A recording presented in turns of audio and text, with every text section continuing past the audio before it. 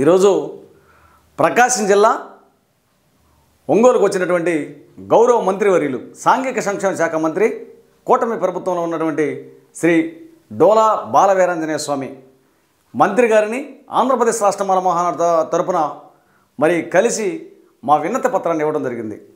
ఈ విన్నతి పత్రంలో అయ్యా ప్రతి ఒక్క సంవత్సరము ఆనవాయితీగా మాకు ఏదైతే రాజ్యాంగం ప్రకారం అన్ని జిల్లాల్లో మరి ఆయా శాఖల్లో ఉన్నటువంటి బ్యాక్లాగ్ పోస్టులను గుర్తించి మాకు ప్రతి ఒక్క సంవత్సరం లాగా బ్యాక్లాగ్ పోస్టులను భర్తీ చేయాలని ఆంధ్రప్రదేశ్ రాష్ట్ర మాల మహానాడు తరపున డిమాండ్ చేయడం జరిగింది.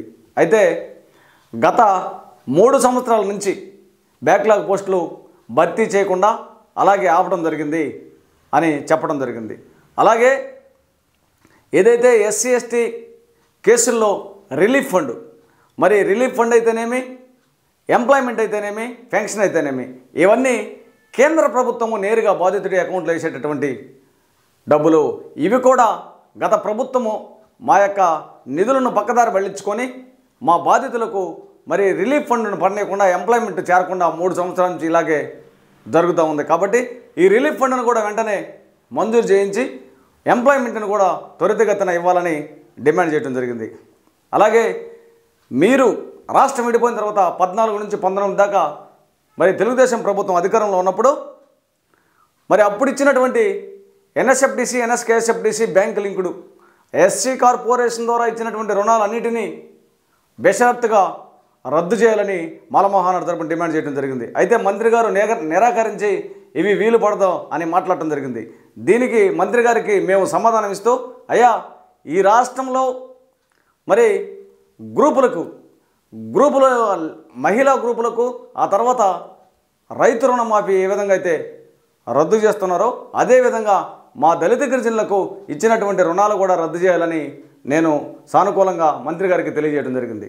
మరి అంతేకాకుండా ఈ రాష్ట్రంలో మాకు బడ్జెట్లో కేటాయించినటువంటి సబ్ ప్లాన్ నిధులు అంటే గత ప్రభుత్వంలో 5 సంవత్సరాలు మరి 19 నుంచి 24 దాకా వైఎస్ఆర్సీపీ ప్రభుత్వంలో 5 సంవత్సరాలు మా సబ్ ప్లాన్ నిధులను పక్కదారి మళ్లించుకొని వారి పార్టీ కోసం స్వచ్ఛందంగా ఏర్పాటు చేసుకున్నటువంటి పథకాలకు మా యొక్క నిధులను అగ్రకులాల వారికి పంచడం జరిగింది.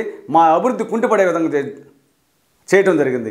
ఈ ప్రభుత్వం వచ్చి 7-8 నెలలు అవుతుంది కాబట్టి మా సబ్ ప్లాన్ నిధులను మరి మాకే వినియోగించాలని మరి NSFDC NSKFDC bank linked SC corporation ST corporation ద్వారా మరి అందరికీ మా సబ్ ప్లాన్ నిధులను మరి త్వరితగతిన వర్తింపజేసి మా యొక్క ఉపాధికి మీరు ఉపయోగపడాలని ఆంధ్రప్రదేశ్ రాష్ట్ర మాల మహానాడు తరపున మంత్రి గారిని కోరటం జరిగింది. మంత్రి గారు వెంటనే స్పందించి ఎస్సీ ఎస్టీ కేసుల్లో రిలీఫ్ ఫండ్ను మరి రేపు ఎల్లుండో వెంటనే మంజూరు అయ్యేటట్లు చూస్తాం, ఇవి ప్రభుత్వం దృష్టికి తీసుకెళ్తామని మాకు సమాధానం చెప్పడం జరిగింది.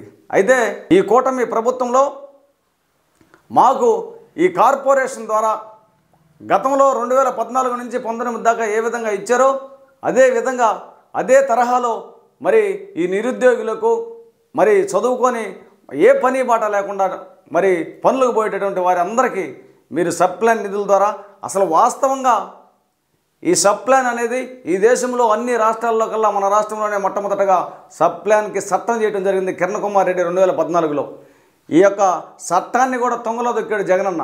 ఈ చట్టాన్ని నిర్వీర్యం కాకుండా అమలు చేసే విధంగా మీరు చేయాలని ఆంధ్రప్రదేశ్ రాష్ట్ర మాల మహానాడు తరపున మంత్రి గారిని క్షుణ్ణంగా కోరటం జరిగింది. సానుకూలంగా మంత్రి గారు మాకు చెప్పడం జరిగింది.